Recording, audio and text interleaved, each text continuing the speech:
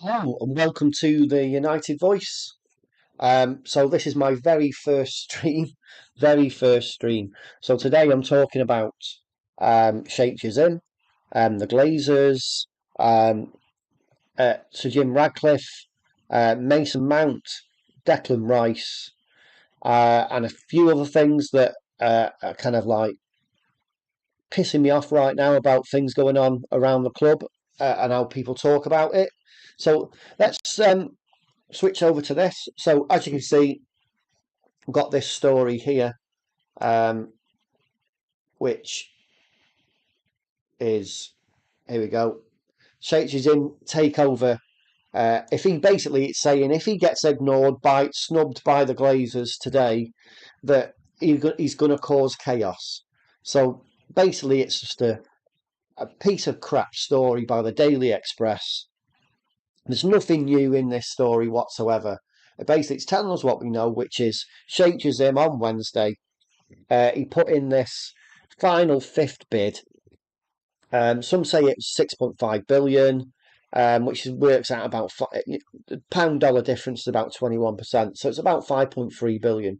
But according to some, it's 5.5 billion that his deal is worth. And apparently, if the Glazers don't get back to him today, then he was going to walk away from negotiations.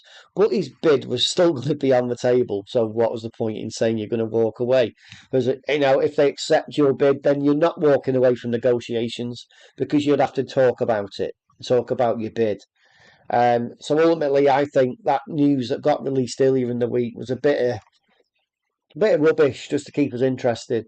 Actually, that's what I think it was. And if we go through this story here, uh, should he end up missing out to Sir Jim Radcliffe, therefore it's not unfeasible he'll cause chaos by bidding for a rival instead. Now, there's a couple of words in this story that tell you that basically they just plucked this out of the air. There's no basis of fact about this story. They just wrote it without any new information. So should he? So if he does miss out on Sajid, therefore it's not unfeasible. So it's like crystal ball gazing. They're just guessing. Um, just basically it's just clickbait.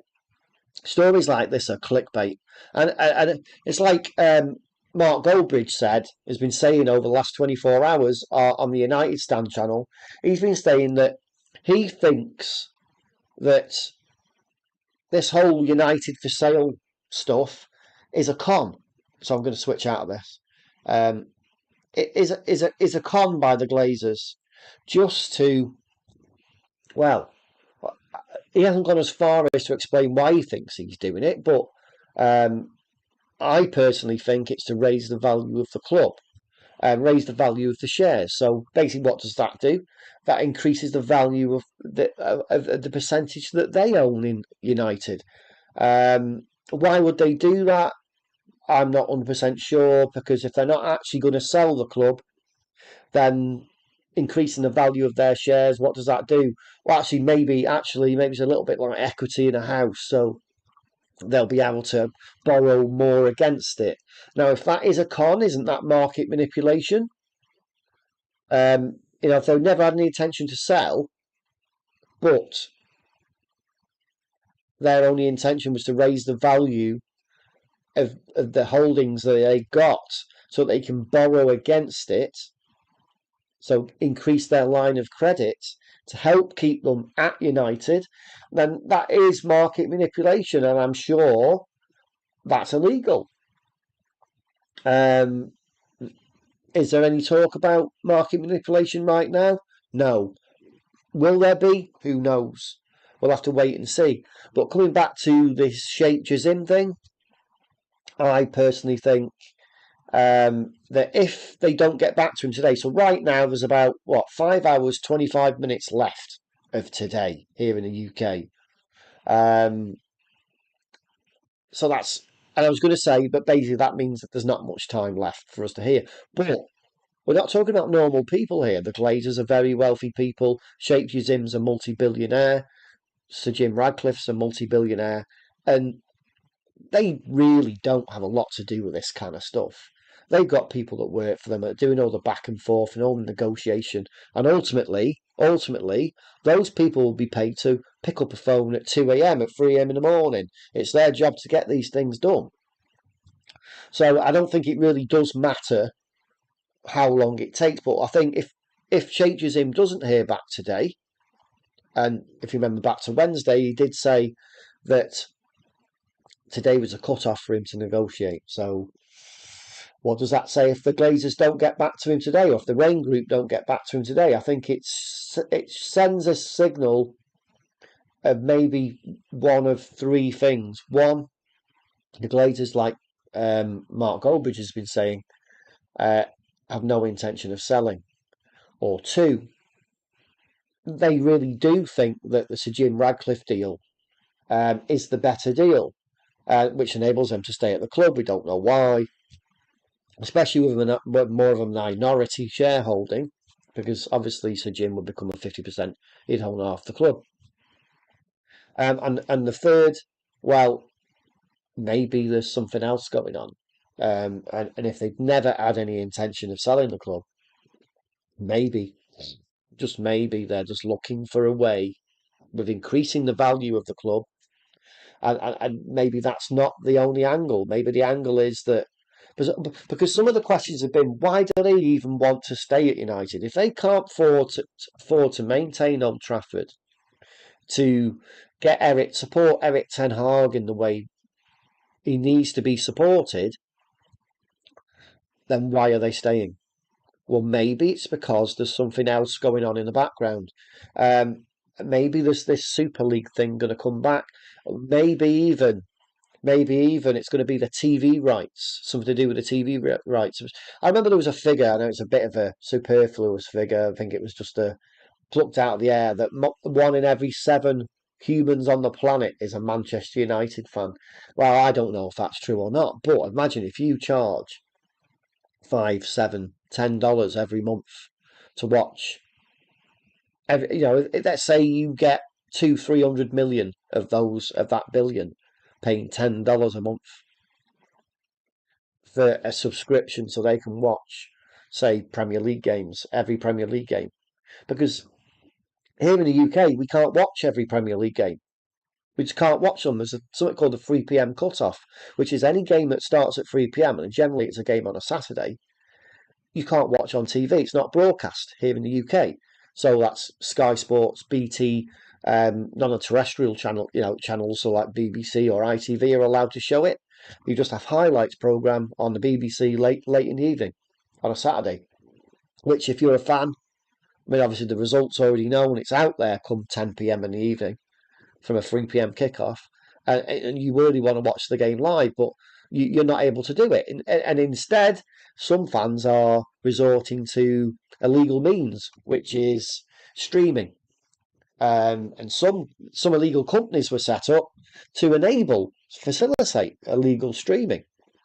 And it's been all over the news in the UK the last couple of weeks how these super criminals, by all accounts, that's what they're calling them, have been ripping off these mega corporations, stealing their TV rights and denying them the extra billions they're already earning on top of the billions they're already earning by ripping people here off in the UK and enabling people to watch 3 p.m. games. Absolutely ridiculous. Absolutely ridiculous. Um,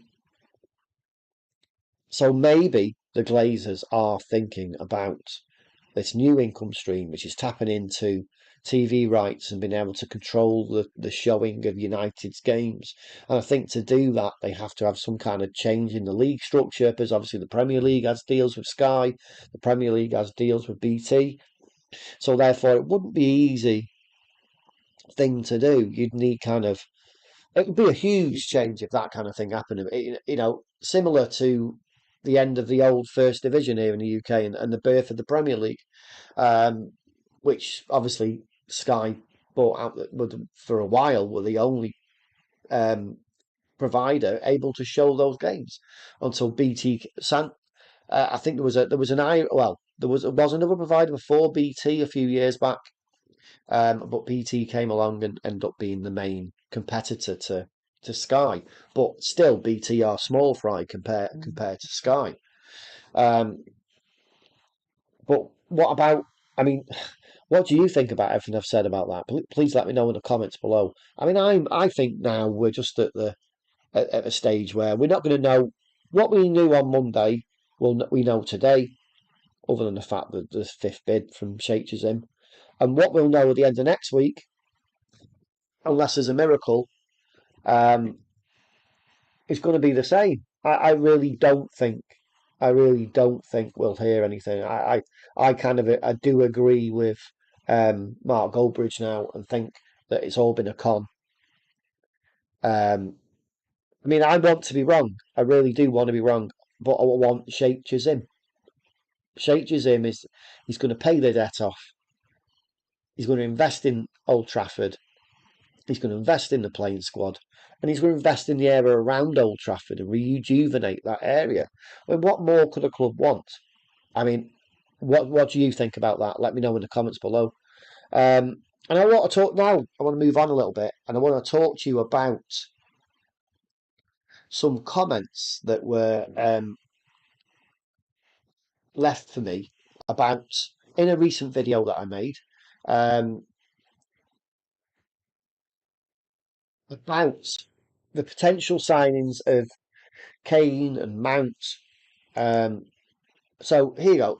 So Bryn said Kane is overrated and overpriced, and he's not Man United type. So he's not coming to our club because we're not a charity, but one of the top clubs in the world that has standards to maintain. I'm not sure what he's trying to say there. He says Eric Ten Hag. He's saying that Kane's not good enough. I mean, or is it an age thing? I don't know. Yeah, okay. For me, for quite some time, I was thinking he's too old to come to United. But if we got 2 seasons out of him, banging in the goals for us, 20 goals a season, I'm assuming no matter what we pay for him, say we pay 80 million, 90 million, he's worth it. He's worth it. I mean, that's regardless of the fact that now it actually looks like he won't be coming. It actually looks like Daniel Levy just won't sell him to United no matter what. I mean, we could probably offer him 130 million, and he won't sell him to us. And the increasing rumour is that Real Madrid probably the more likely. And there was always been that thing about Kane, that he wouldn't want to go and play abroad. Now it turns out that probably that might not be true. So we'll have to watch this space. I mean, Bryn goes on to say, uh, Rashford and Martial. Eric Ten Hag says Rashford and Martial are staying at the club, but with recruits of Rasmus and Højlund, then we can seriously challenge a league for league and Champions League next season. Now, I don't think I have anything against Anthony Martial staying. Sorry, Marcus Rashford staying, but Anthony Martial. Now that's completely different. Completely different. I honestly think that he's had his day at the club. His days are gone. I mean, it's been what I think it's last time he scored uh, more than a goal a game in a row. So let's say he plays 3 games and scores 3 goals. The last time he did anything like that was 2019. I think that's right, 2019, which is ridiculous. We're in 2023. We're approaching 2023-24 season. The guy is so injury prone that he's a liability. He's become a liability, and he's almost going to be the next Phil Jones. So I just want him gone. I want him gone. So going on back to those comments. So Bryn also said,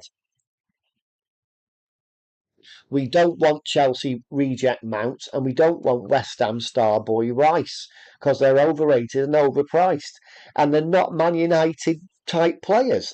I don't know. I mean, so they're not coming to our club, and only Enzo Fernandez and Moises Caicedo. But if Frankie de Jong doesn't want to come to our club, then bring the best alternative in Ryan Gravenberch and Yves Bissouma. Did I say that right? Yves Bissouma would be excellent additions to our club. Then we can seriously challenge for a league and Champions League next season. We need more than 2 players, so I'm thinking Rasmus Højlund. Yeah, great. Okay. For me, though, he's a backup striker. He's one for the future. I don't think we could go into an outright new Premier League season with just one first choice striker. I think we need someone like Kane or Osimhen. Previously, I'd said the guy from Brighton, not Brighton, sorry, Bournemouth. Just had an 8 month ban. The name kind of leaves my head right now. But the fact he's got an 8 month ban means, you know, that's gone unless we're going to buy him thinking about January. Um, but as for Mason Mount, I'm on the fence with Mason Mount. I'm not 100% sure whether he's, I won't say use the words Man United material, but what I'd say is whether he's just good enough. I mean, I know he's shown signs that he is, um, but I mean, if Ten Hag wants him, then we've got to back him. As for Declan Rice, I think that's a non-brainer. Declan Rice is absolute non-brainer. He'll sit next to Casemiro. He'll do a much better job than Eriksen's been doing this season. So you've got to admit he's dropped off a lot since he come back from that ankle injury. As for Moises Caicedo, we're not in for him. As far as I know, that's Arsenal. But Arsenal are also in for Declan Rice by all accounts. So I mean, we could end up just with Mason Mount out of all these players we're talking about here. As for Ryan Gravenberch, he was rumoured. He was rumoured a while ago, but I've not heard anything else about him since. And I must admit, I don't know a lot about him. Let me know in the comments below if you can share any information. And as for that Yves Bissouma, again, another player, I'm not 100% sure about him either. But I have to say that we'd have to get almost all those players we've spoken about to challenge for the Premier League and the Champions League next season. And as far as I know, with very little budget, we're definitely not doing that. We're definitely not doing that. I mean, what do you think? Let me know in the comments below. I mean, so this was my very, very first live stream, and I've been just testing the software to see if it works, in fact. So as I'm standing here right now, I'm not 100% sure whether this has even gone live. So let's wait and see. So fingers crossed, please, please, please. I want Sheikh Jassim to be the new owner of Manchester United. So as we've got about 5 hours of just over 5 hours of the day left here in the UK, there is plenty of time for that news to break. Plenty of time. And I just hope it does. Let me know what you think in the comments below. If you like the video, please smash a like. And if you don't follow or don't subscribe, please subscribe. Thanks for watching.